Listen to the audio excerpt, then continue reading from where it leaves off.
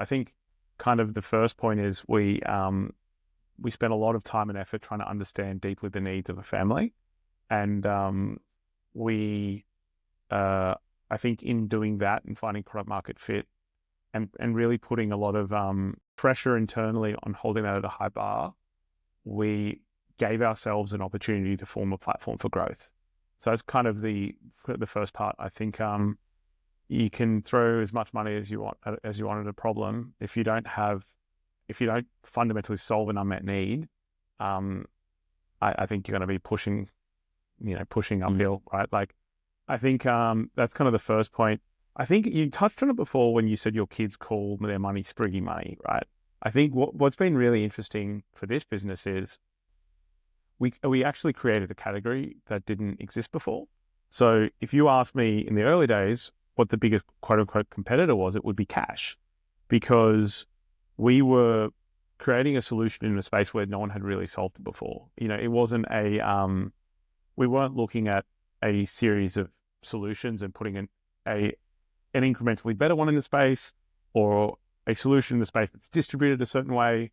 We took an unmet need, we solved it, and we went 0 to 1 in a category that didn't exist in Australia. And I think that was hard at the beginning. We were talking to parents about their kids, about education, about money, and no one really, no one was Googling digital pocket money solutions.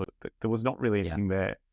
And so by kind of launching when we did and focusing on the product proposition as deeply as we did, we ended up being able to kind of create a little pocket of the market for ourselves and really build a brand that has become synonymous with the category. So you're 8 times more likely to Google Spriggy than pocket money.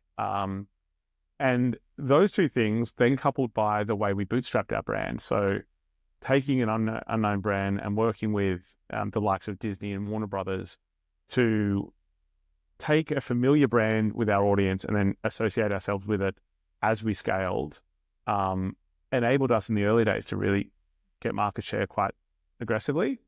And then toward the back end, as we've invested more in actually marketing and our brand story, having that fundamental infrastructure in place of good product, good brand positioning, good audience, our customers have been, most of our growth, over 50% of our growth comes from customers telling other customers. So that early day effort kind of gave us a foundation, which has been really a flywheel for our growth within the market.